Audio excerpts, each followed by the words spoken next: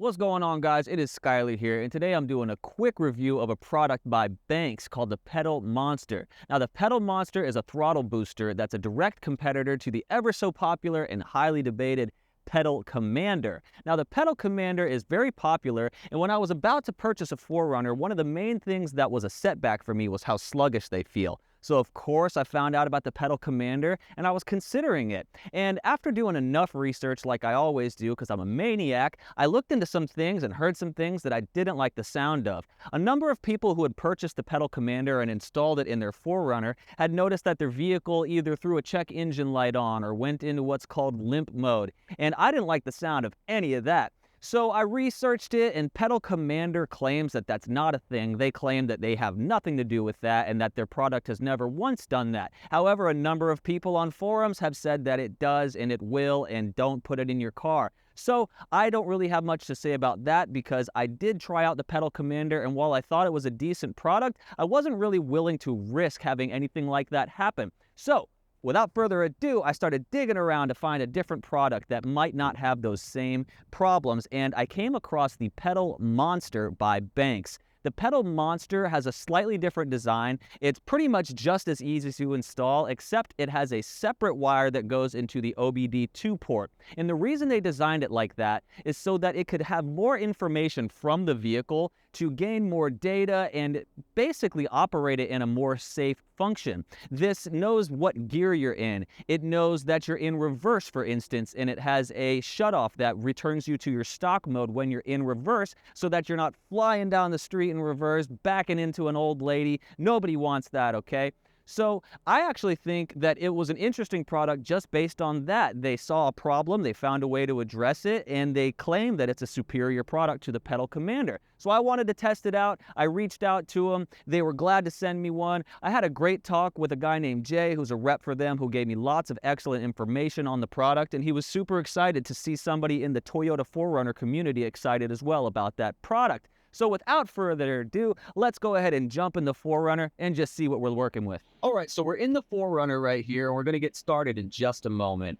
By no means am I any expert on programming. I'm not an engineer. I'm not a mechanic. So I do have limited knowledge on exactly how these work. But as it was explained to me, these throttle boosters essentially manipulate the voltage being sent from your pedal. So it's not that it's giving you more horsepower. It's not really doing anything that your vehicle isn't already capable of. However, it is manipulating how it reads the data. So let's just go ahead and jump into it. You do need to download the Banks app. Now, there is a nice little explainer video on how to set everything up, and I'm not going to do that because they did a way better job than me. It's connecting to the Bluetooth right now in the vehicle. It did it very quickly. It brought up the last setting that I had, which is the city mode maxed out. This is the way that I've been driving for the last week because I actually think that city mode, which is the second level up, is the best mode for me personally as a daily driver. We are going to start this out though in stock mode. Stock mode is doing nothing at all, and I just want to go ahead and show you why I think having a throttle booster is necessary for me personally and my own taste. So when I was looking at 4Runners, I just couldn't stand the idea of having such a sluggish takeoff, but I wanted a 4Runner. And let me just show you what I'm talking about. I'm only going to use the big toe method. I'm not slamming my foot down, and this is how I would daily drive this vehicle. Let's just get started and pay attention to the RPMs. So I'm in drive. Let's get her going. Big toe. And it's just, I feel like I'm stepping my foot into quicksand. I feel like I'm diving into the mud. I feel like I'm in a bad dream where everything is in slow motion and I can't stand it. The thought of having and owning a vehicle that drives like this drives me crazy. So before I purchased the 4Runner, I did my research on how I could get past this. Now we're going to switch it over to the city mode, which is what I've been driving in for the last week. This is the maxed out city mode level, but just for fun, let's go ahead and take it all the way down to the first level on city and see what we're working with. Still in drive, let's go ahead and get it, just the big toe only. It grabbed on a little bit quicker, and we can see on these gauges how much assistance the Banks Pedal Monster is giving me versus what I'm already doing with my foot alone. So that's the red versus the black right here. This right here actually feels okay. It's not bad. It's a step up from stock mode, but it's not exactly the way I like it. So let's go ahead and switch it to the mode that I personally like, city mode, maxed out with all the bars. And I think this will be good for most people too. So we're going to go ahead and bump this up, and let's just get it. Big toe. Immediately, I feel thrusted back into my seat. I did kick past 3,000 RPMs in first gear right there, and who knows what that's really going to do to my MPG. I've been driving for a week steady with this mode, and I've been averaging 14 miles per gallon, which obviously isn't great, but it's not terrible, and it's something I'm willing to live with. I like the way that felt. That was ideal for me. We're going to loop it around. I'm going to put it in the next mode up, which is sport mode. And sport mode feels all right. I just don't think for me personally it's necessary, but we pop it into sport mode. That's maxed out sport mode. I'm not going to do every single level for you, and we're going to go ahead and hit it big toe style. To me, it actually feels pretty similar, but the gauges say otherwise. I did hit past 3,000 RPMs, and the banks looks like it's doing a pretty good amount of assisting over here. It feels good. I could drive around in sport mode or city mode if it was up to me, but the next mode I actually think is unnecessary. It's kind of fun. I guess it's kind of cool. In my opinion, though, it's not something I would ever use. I wouldn't do it daily.